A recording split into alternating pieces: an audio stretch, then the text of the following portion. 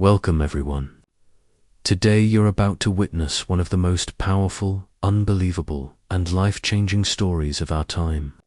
A story that didn't begin in a billion-dollar office, but inside a small garage, with two college students, no money, no experience, and a dream so big even the world wasn't ready for it.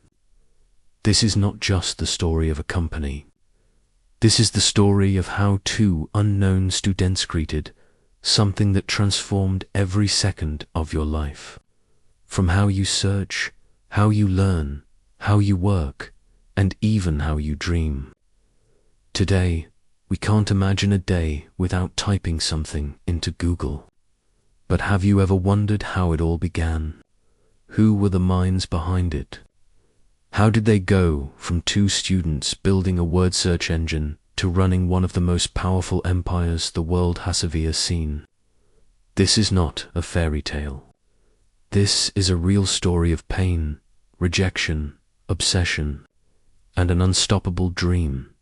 This story is filled with moments that will make you, emotional moments that will make you want to fight for your own dreams harder than ever, and moments that will prove that you don't need to be born rich, popular, or lucky. You just need a crazy vision and relentless action. So sit back, take a deep breath, because what you're about to hear is not just a tech story.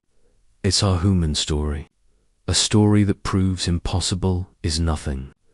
This is the mind-blowing journey of Google.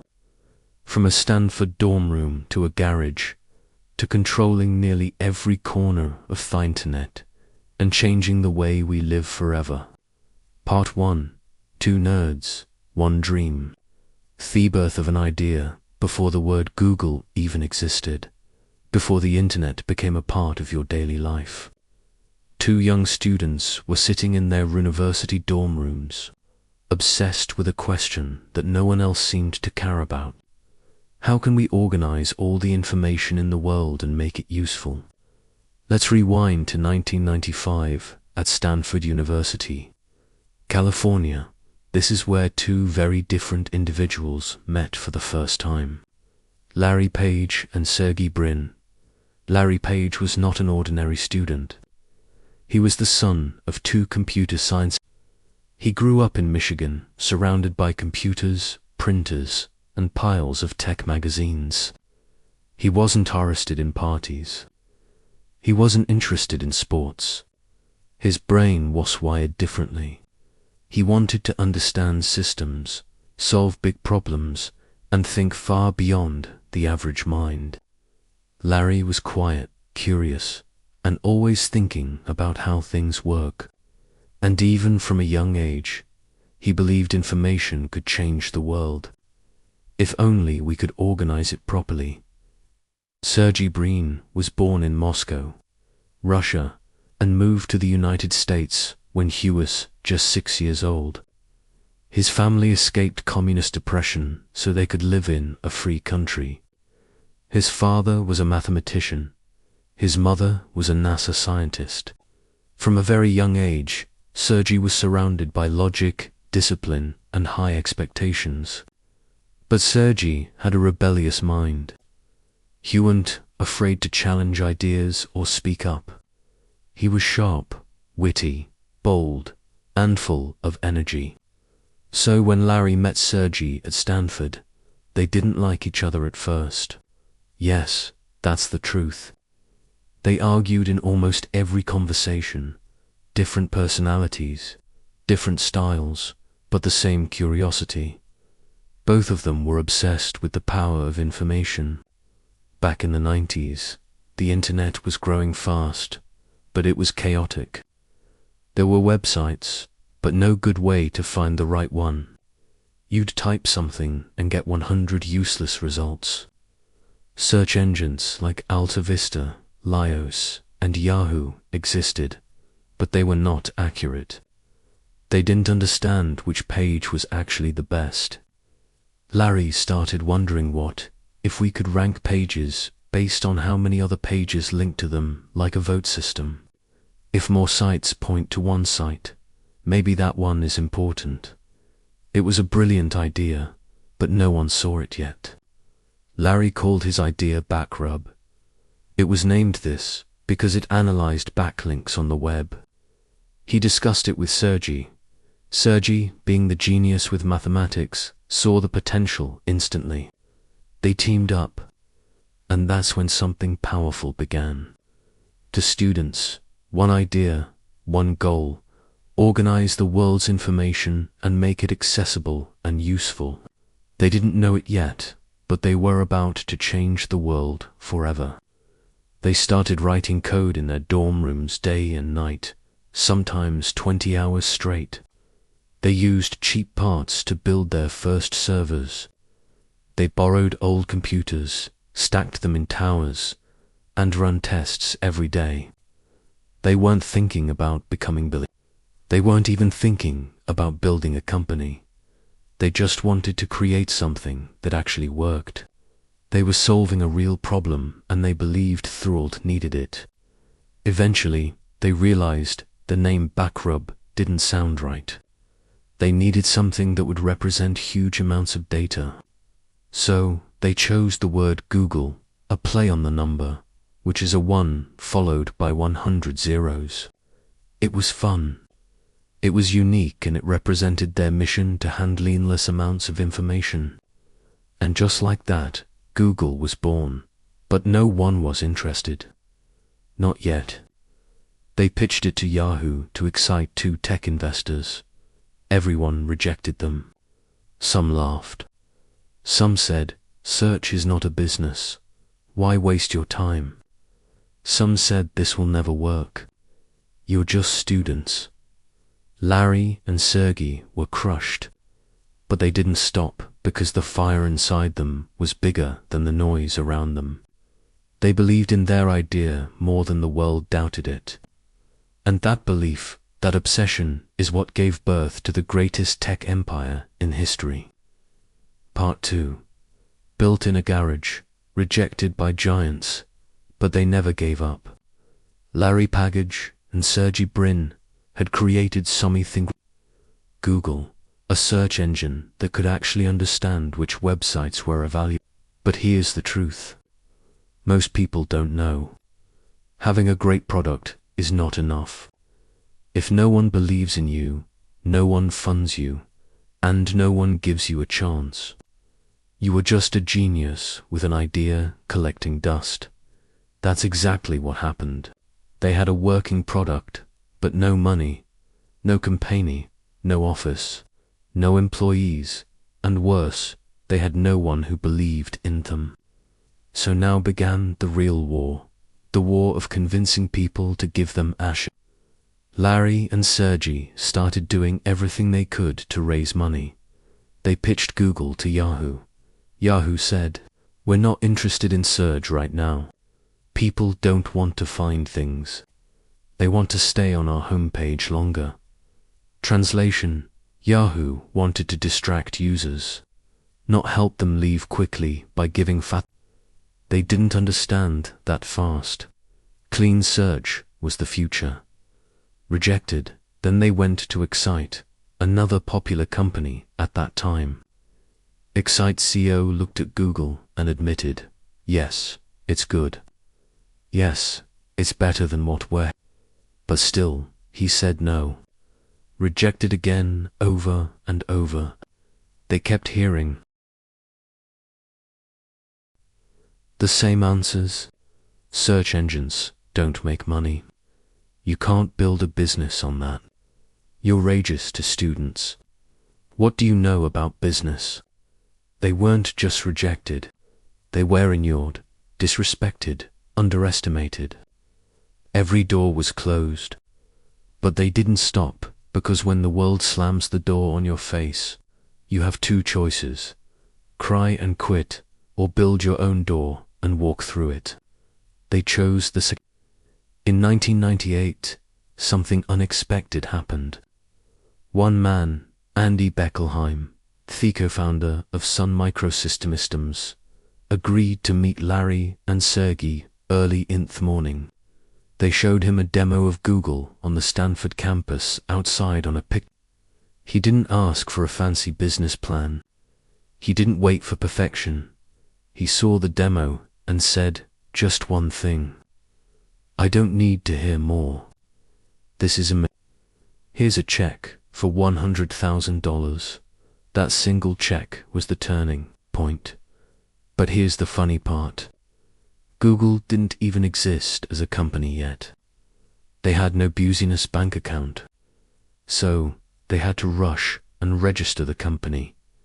And finally, on September 4th, 1998, they officially launched Google Inc. That check gave them the first push, but it was still just the beginning. Now they had to do the impossible. Build the future of the internet from a They didn't have money for an office. So they rented a garage from their friend Susan Wiki in Menlo Park, California. Susan later became the CEO of YouTube. Yes, history was being made in that garage. Inside that small garage with just a few excess old furniture and second-hand servers, they started working day and night. There were no fancy perks, no staff, no security, just obsession and determination. They brought in a few friends as early engineers. They didn't sleep much. They didn't party. They didn't take weekends off because they weren't just building a company. They were building a mission to change how the world accesses knowledge. As Google started getting attention from tech lovers, more people began using it. The results were better. Cleaner, faster, more useful than Yahoo Lycos or Ask Jeeves. People loved it. Investors noticed. In 1999, Google raised $25 million from top investors like Kleiner Perkins and Sequoia Capital. With this funding, they moved out of Thegeridge and into a real office. They hired a team. They built faster. They kept improving the algorithm, constantly tweaking to make search faster, smarter, and more relevant.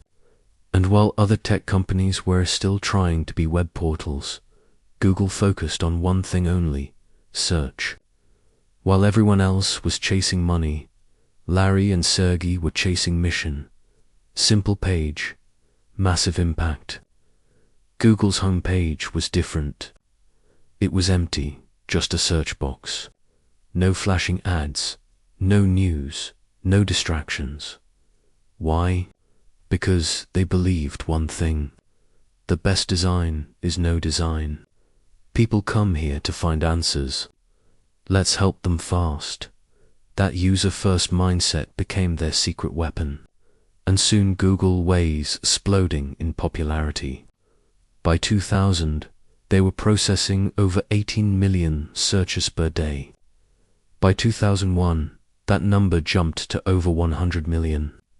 But here's what made it special. They still didn't run big banner ads. They didn't sell user data. They kept their values clear: speed, simplicity, truthful results, and people trusted them. But every company, no matter how great the mission, needs to make money. So in 2000, Google introduced AdWords, a system that allowed businesses to show small text ads related to what people were searching. If you searched by shoes, you'd see a small ad for a shoe store. Nothing annoying. And the genius part, advertisers only paid when someone clicked the ad. This changed everything. It was fair, efficient, and scalable. Google was now printing money, but without annoying its users. They had cracked the code. Help the user plus help businesses equals help the world. AdWords made Google profitable, then unstoppable, and they still weren't done. By 2002, Google had indexed over 3 billion web pages. By 2003, they had offices in multiple countries. In 2004, they launched Gmail, a free email service with 1 GBTE of space. Everyone else was offering just 2 to 4 megabytes. It shocked the world. Later, they launched Google Maps, Google News, and Google Images. They were turning into an ecosystem of tools, all free, all fast, all better. On August 19, 2004, Google went public on the stock market.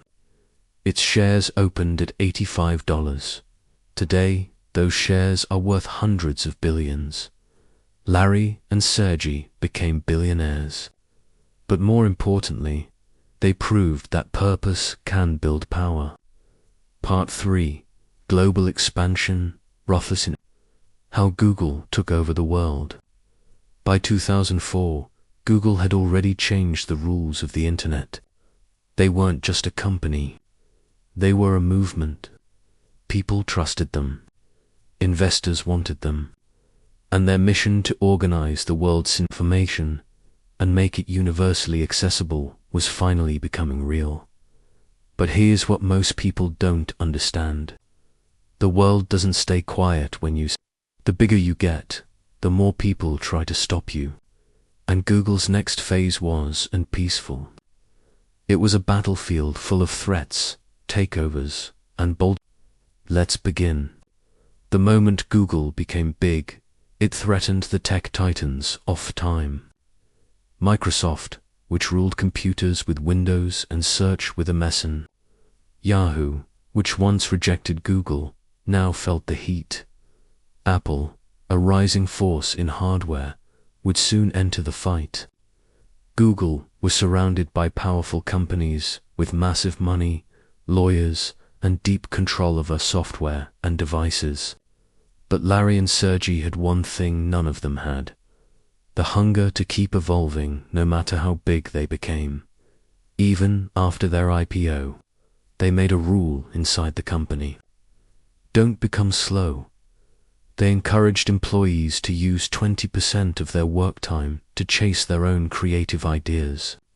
This 20% rule gave birth to Gmail, the fastest, smartest email tool. Google News, news articles, Google Books, scanning and saving the world's knowledge.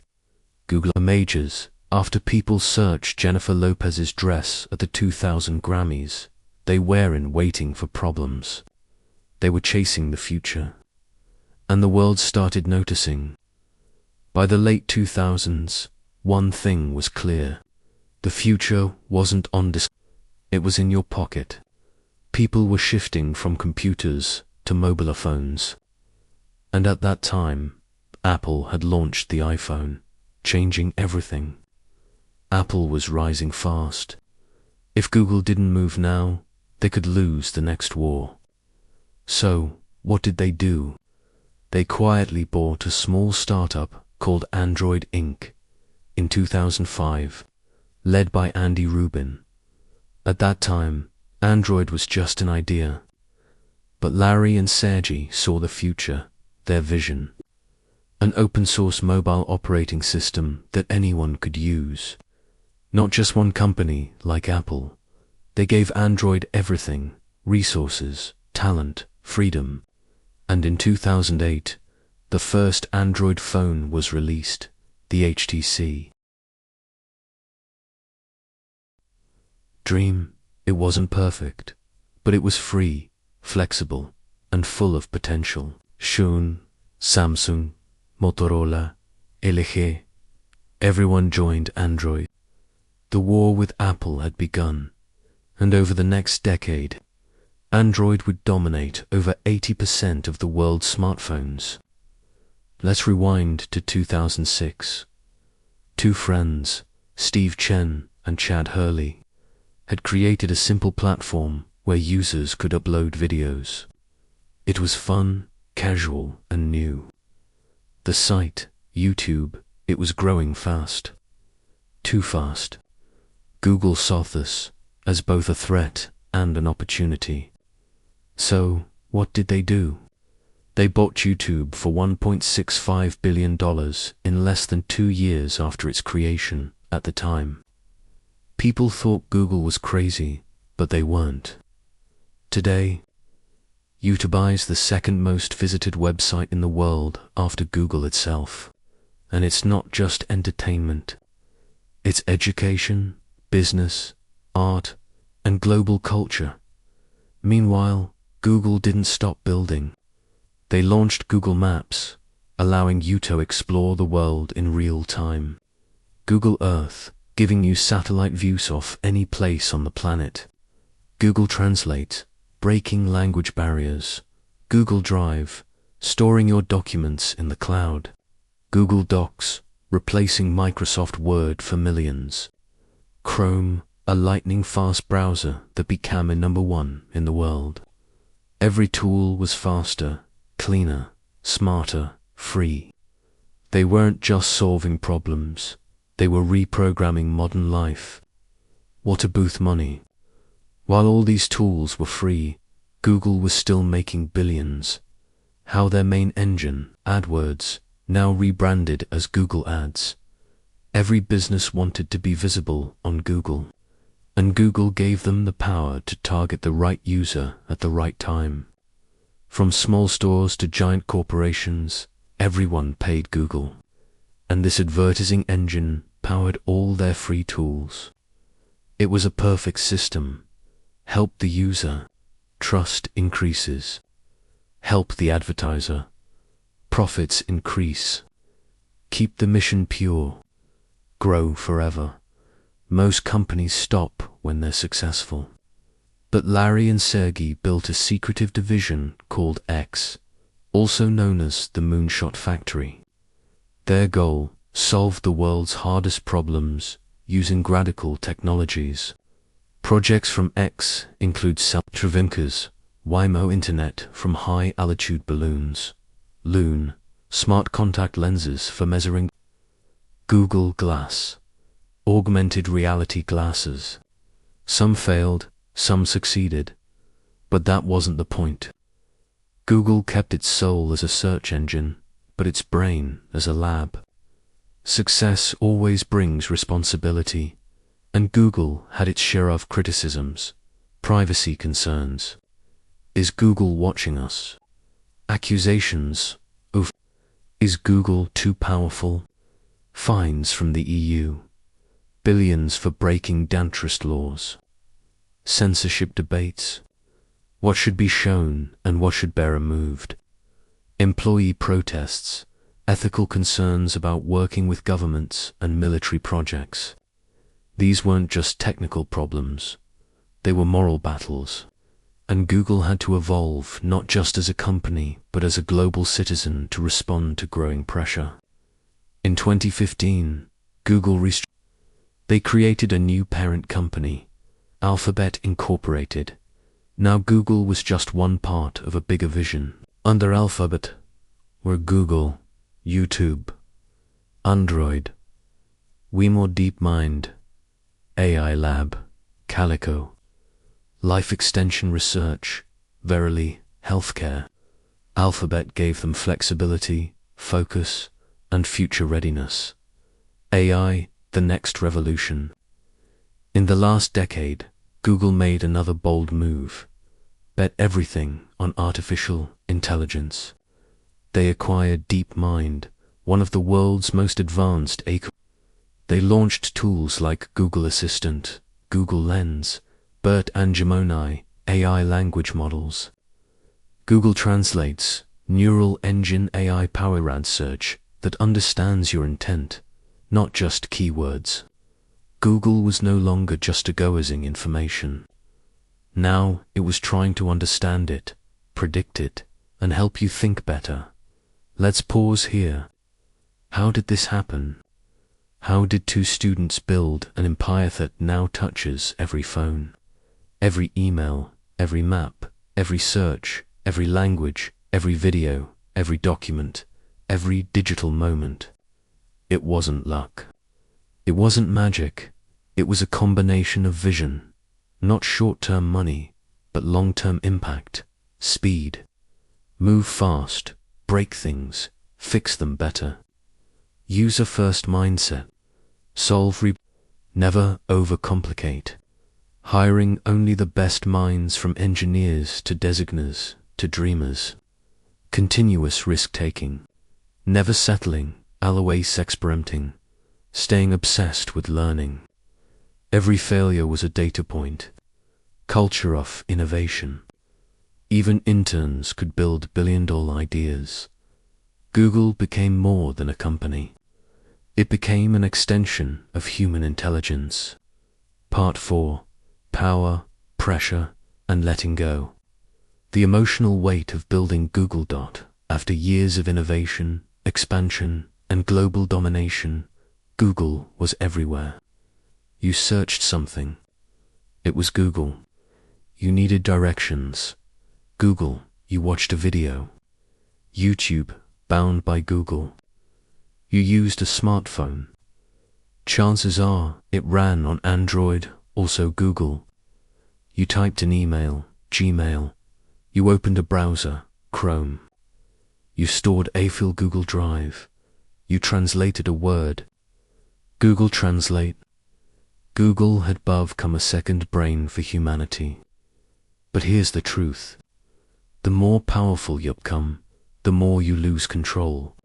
And soon, Larry Page and Sergey Brin found themselves running something that was no longer just a project or a business. It was a living ecosystem.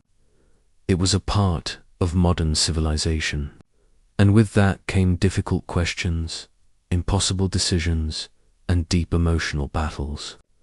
When Google was small, its values were simple.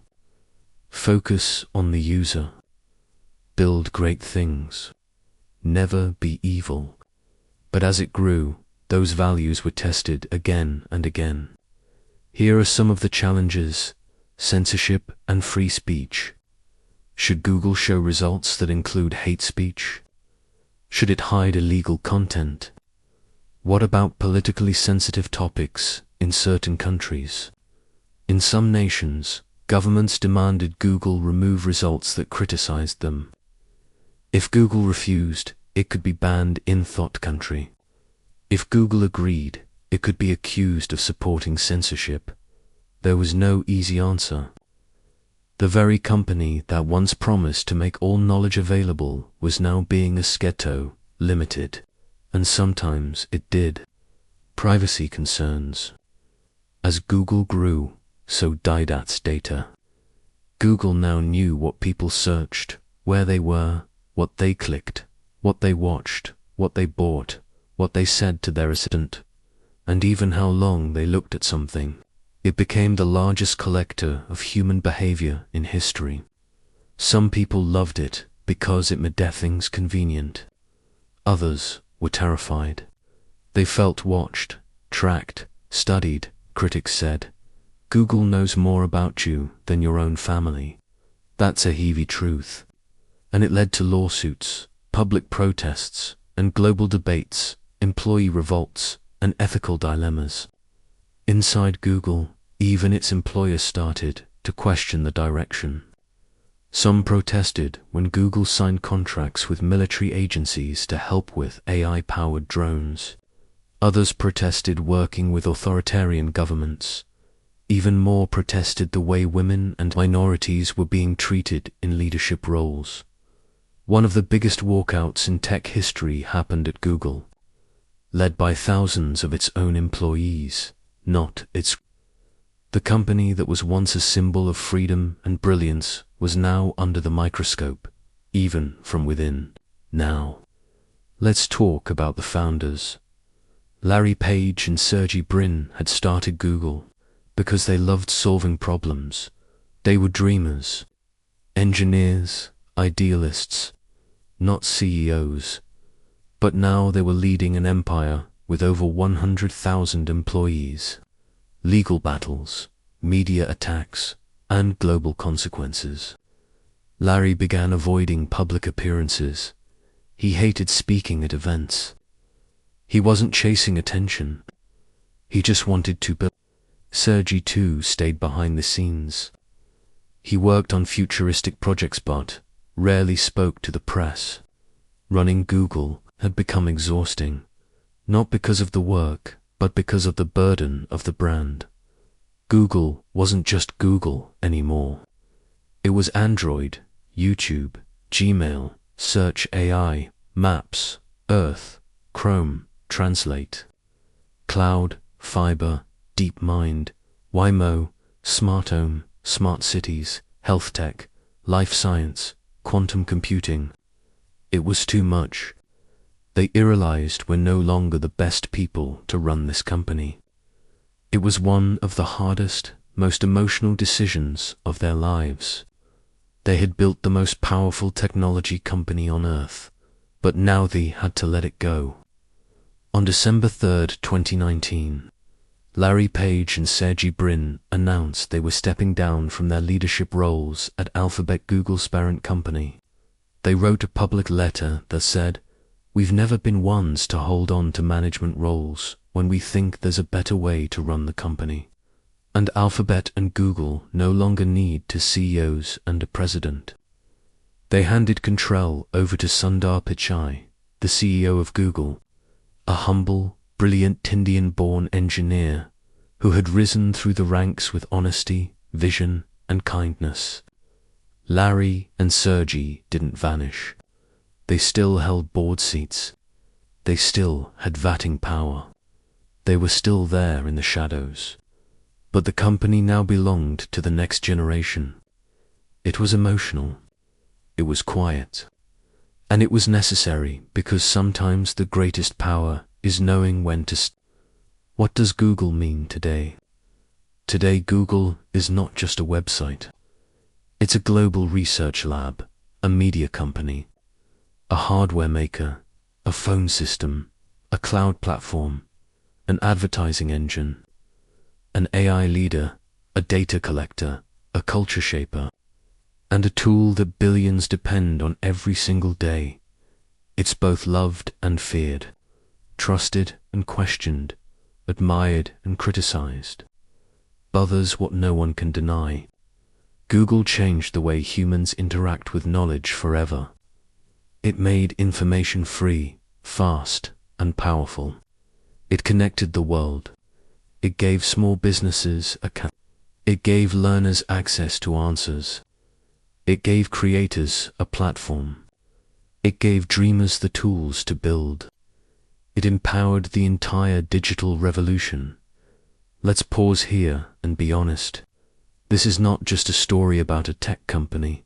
This is a story about what happens when you refuse to stop at ordinary.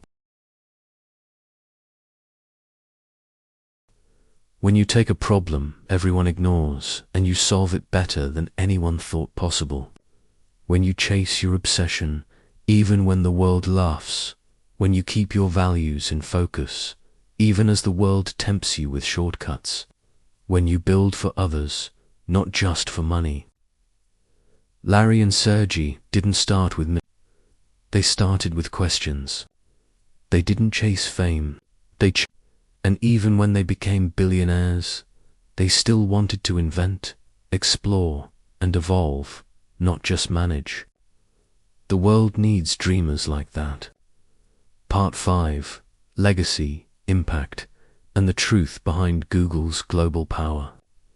As Larry Page and Sergey Brin stepped back from their leadership roles, a new era had begun. Google was no longer a startup or even a corporation. It was now something else entirely, a digital force that shapes how billions of people think, learn, earn, and live. This part is not about what Google built. It's about what it changed forever. And it's about what this story means for you. Because if we miss that, then we've missed everything. The impact in the world, education, economy, and access.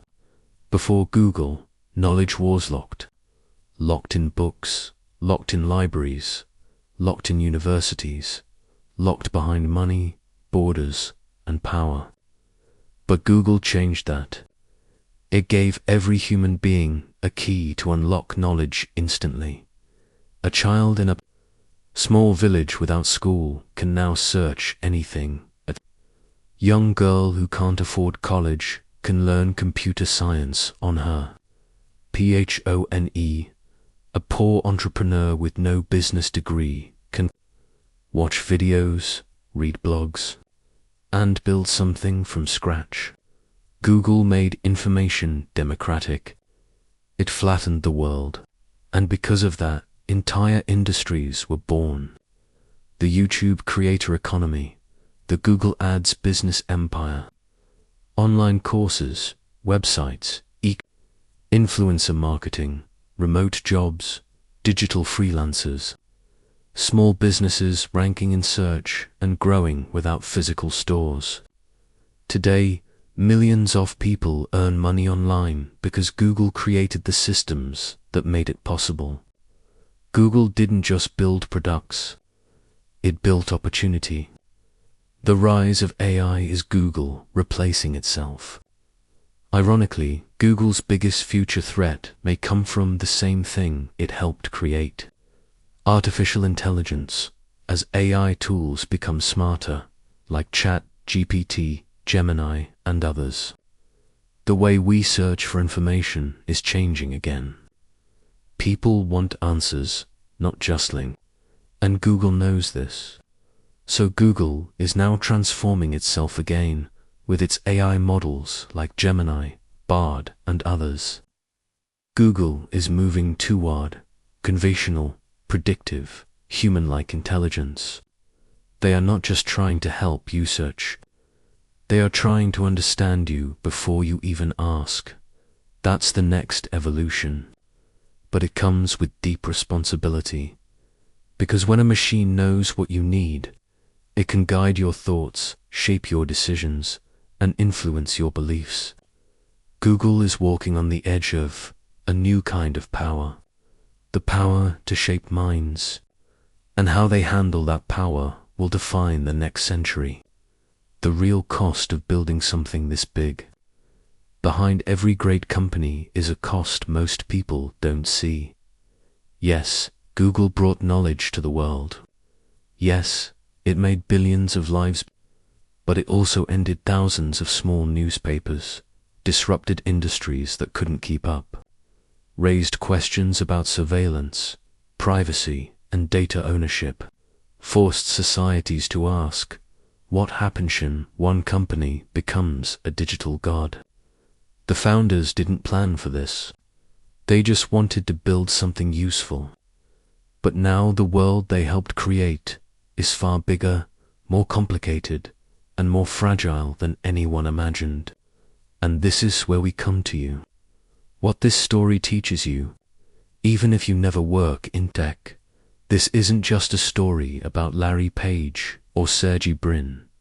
It's a mirror for anyone who dreams of building something, of doing something impossible, of creating meaning in a world full of noise.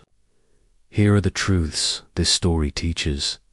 You don't need permission to build something great. Larry and Sergey were students. No experience, no money. But he had a problem, a passion, and a plan. That's enough to start. Every no can lead to the biggest yes of your life. Yahoo rejected them, excited them. Investors laughed, but they kept building. Because the world doesn't believe until you make it undeniable. Focus on the problem, not on the prize. They weren't chasing money. They were obsessed with making search better. When you solve real problems, the world will come to you. Grow fast, but stay honest. Even as they expanded, Google kept asking what's best for the user. That one question made them different. Build for everyone, not just for yourself. From the beginning, Google's tools were free, accessible, open, global. That generosity built a foundation of trust. And that trust is why Google didn't just become big, it became loved. Let's talk numbers just to understand the scale. As of now, Alphabet Inc., Google's parent company, is worth over $2.30 trillion. Google makes more than $300 billion in revenue every year. Its ad platform alone earns over $250 billion annually. It has over 190 offices in more than 60 countries. YouTube alone is worth more than $400 billion. Android runs on over 3 billion devices. Google search handles over 8.5 billion searches every single day. Let that sink. Google went from a college dorm dream to a $2.3 trillion empire. And yet, it all started with a single question. How can we make information more useful? One question, one garage, two dreamers, and now the world. If you've watched this far, this story is now yours. The world today is full of distraction, laziness, fear, and comfort. But Google's journey proves something powerful. You don't need to be rich, famous, connected, or perfect. You just need a mission so powerful that it pulls you forward, even when the world is pushing you down. You need the courage to begin when no one believes in you. You need the discipline to keep building when no one's watching. And you need the humility to step aside when the mission becomes bigger than you. So ask yourself, what are you building? What's your version of Google? It doesn't have to be a company. It could be a book, a movement, a school, a message, a platform, a dream. Whatever it is, start now because the internet store belongs to the bold. Thank you for watching the complete story of Google. Not just the success, but the struggle, the soul, and the silent battles behind the scenes. If this story moved you, inspired you, or made you believe in your own dream just 1% more, then do one thing right now. Subscribe, because this channel is where real stories come alive. Stories that don't just inform you, but transform you. Until next time, keep learning, keep building, and never stop dreaming. May God bless your journey, and may your idea change the world.